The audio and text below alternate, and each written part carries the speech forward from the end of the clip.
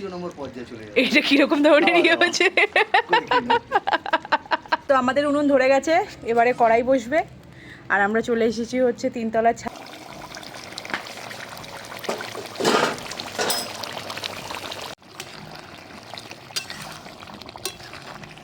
গরম মশলা বাটা দিয়ে দিলাম আর একটুখানি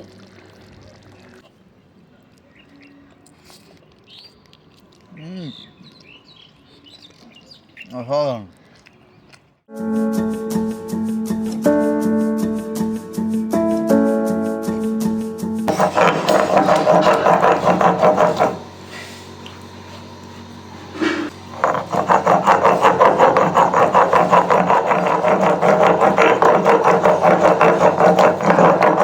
আজকে আমাদের দুজনের ছাদ পিকনিকের জন্য আমি এখানে নিয়ে নিয়েছি 1 কিলো মুরগির মাংস। সেটাকে ভালো করে ধুয়ে জল ঝরিয়ে নিয়েছি। এরপরে দিয়ে দিয়েছি 2 বড় টেবিল চামচ আদা রসুন কাঁচা লঙ্কা বাটা। শিলনোড়াতে ধনে জিরে শুকনো লঙ্কা বেটে নিয়েছি, সেটা 2 বড় টেবিল চামচ দিয়ে দিলাম।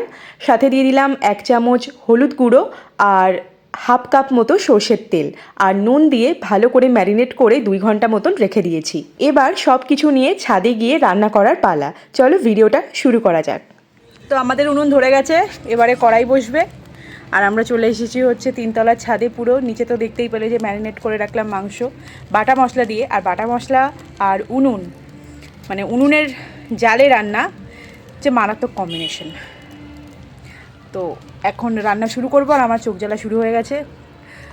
এবার কড়াইটা নিয়ে আসি, চলো তারপর কড়াইটা বসিয়ে দিই। তো দিয়ে দিচ্ছি তেল। আলুটা প্রথমে ভেজে নেব, তেলটা গরম হলে আলুটা ছেড়ে দেবো।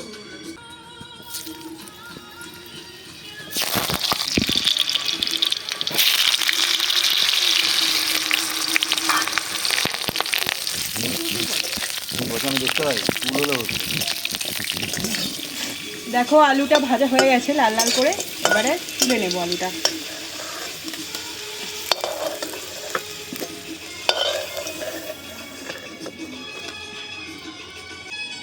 আরও খানিকটা সর্ষের তেল দিয়ে দিচ্ছি,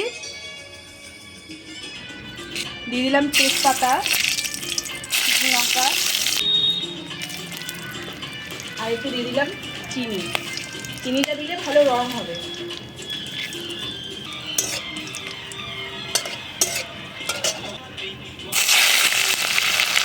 রাত্রে শেষ আর কি দিয়ে পিকনিক হবে? কে বললো? কোন জায়গায়? ওইকার জলে না, ওগুলো কার হোমলো লাগে না।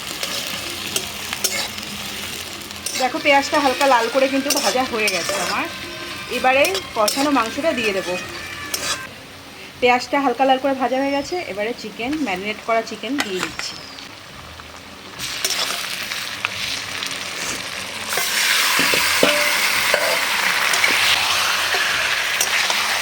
দু 3 মিনিট ভেজে নেওয়ার পরে তারপরে আস্তে আস্তে কষাতে হবে। তো দেখো মাংসটা ভালো করে ভাজা হয়ে গেছে।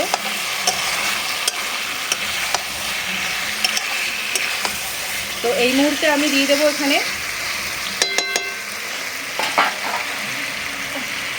টমেটো কুচি, ঠিক আছে? আর সঙ্গে দিয়ে দেবো একটুখানি নুন, যাতে টমেটো গলে যায়। নিয়ে আবার ভালো করে নাড়তে চাড়তে হবে। ও অসাধারণ অসাধারণ। তাও ভয় পেয়ে যাবে তো বন্ধুরা। বন্ধুরা ভয় পেলে হবে? উফ কি গন্ধ বেরিয়েছে বন্ধুরা। ও শিলনোড়ায় বাটা মশলা। ও আর আমার কি কালারটা দেখো কত সুন্দর আসে। উনুনে রান্নার কিন্তু কালারটা অন্যরকম আসে, যেটা গ্যাসেরতে হয় না। এটা লক্ষ্য করেছি আমি। মানে আমার বউয়ের হাতের রান্না সত্যি সুন্দর। উফ আমার বউ বলে না, উফ উফ কি রান্না করছে, অসাধারণ। তা আমার তো বলছে এখনই খাওয়া যায়, গন্ধ এত সুন্দর বেরিয়েছে। শুধু উনুনে রান্নাটা শিখতে হবে আমাকে। আমি এখনো জাল ফেলা বা একসাথে রান্না আর জাল ফেলাটা পারি না। আমার বড় দিদি জাল ফেলাতে আমি রান্না করি, ওইটা শিখতে হবে। তা আমি তো আছি তো। অসাধারণ অসাধারণ। তোমাকে তো একটা রেস্টুরেন্ট খোলা ভাবছি। ওরে বাবা। এবারে আলু দিয়ে দিলাম। ও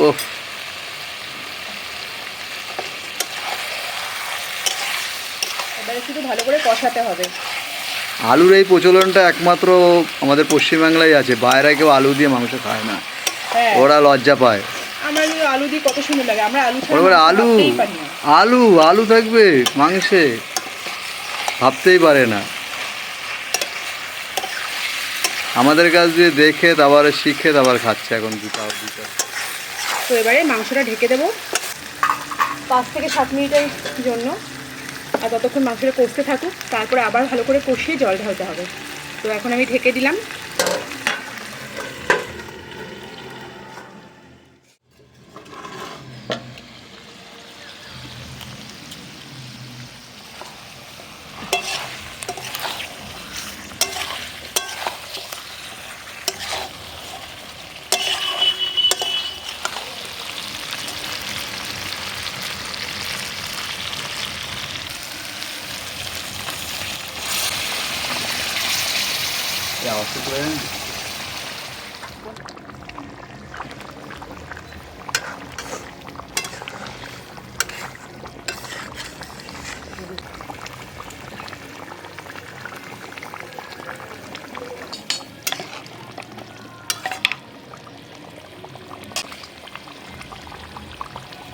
আবার টাকা দেবে? কি আবার ডাকবে? তোরা খাবো কখন? এই তো আরে ঢাকা, একটুখানি ঢাকা দিতে হয়। আমার খিদে পেয়ে গেছে না, তা আমাকে ডাকলে কেন?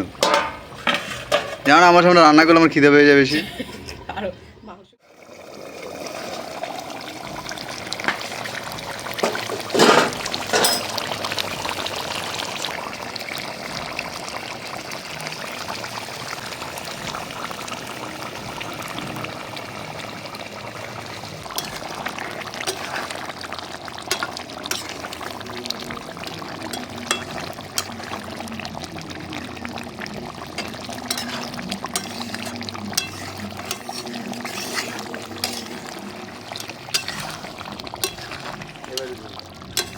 আমাদের মাংস রান্না কমপ্লিট, ওই 99% কমপ্লিট। এবারে একটু গরম মশলা বাটা দিয়ে দেবো শেষে, ব্যাস তারপরে আমাদের খেতে বসে পড়তে হবে, কারণ খিদে পেয়েছে অনেক।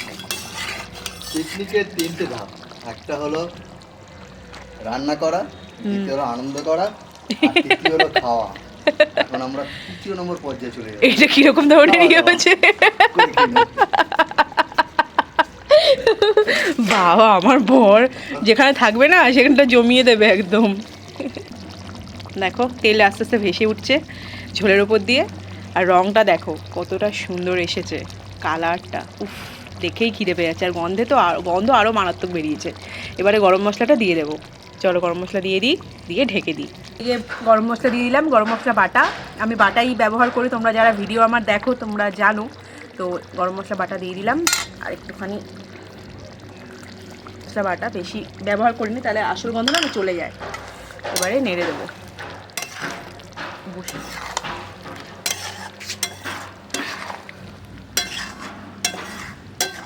বেশি একটু কষা কষা ভাব হয়েছে, গ্রেভিটা ঠিক হয়েছে, ভাতের সাথে একদম জমে যাবে আজকে। ব্যাস হয়ে গেছে, এবারে ঢেকে দিই।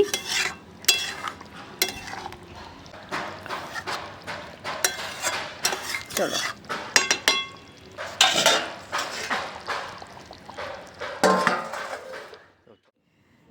এই যে হচ্ছে মাংস ছাদে নিয়ে চলে এসেছে, এই দেখো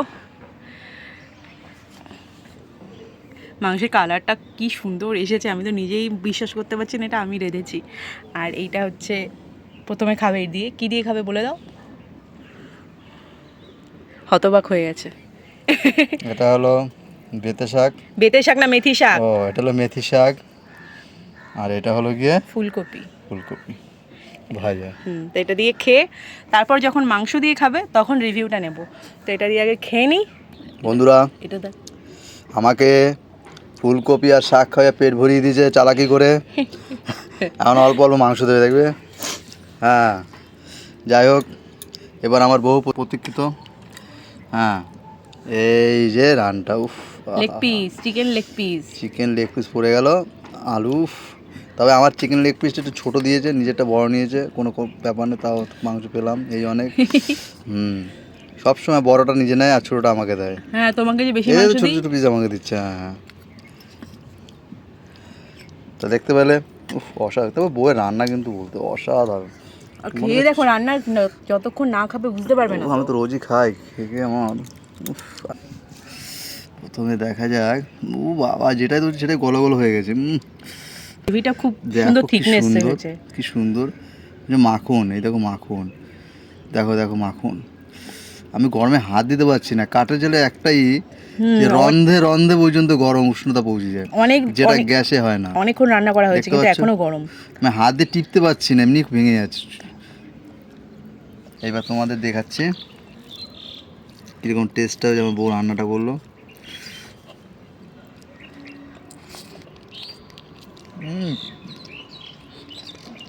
অসাধারণ, অসাধারণ। কাঠের জালের চিকেন রান্না, মাংস মাংস পুরো সফট হয়ে গেছে। পুরো সফট। এই ভাত মাখলাম, তারপরে এর মধ্যে একটু মাংস দিলাম, তারপর মাংসটা ধরলাম। শীতকালের স্বাদে চিকেন দিয়ে পিকনিক অসাধারণ জমে গেছে। উনুনে রান্না করতে হবে, গ্যাসের রান্না তো খাই। সাথে বাটা মশলা, হ্যাঁ, আর ছাদে উনুনে রান্না কাঠ দিয়ে, অসাধারণ। বাটা মশলা চিকেন মানে যে কোনো রান্নায় খুব সুন্দর লাগে। অনবদ্য 10-এ 10.5। উরি বাবা। ঠিক আছে, চলো, ভিডিওটা ভালো লাগলে কিন্তু লাইক করে দিও আর শেয়ার করে দিও। চলো, টাটা।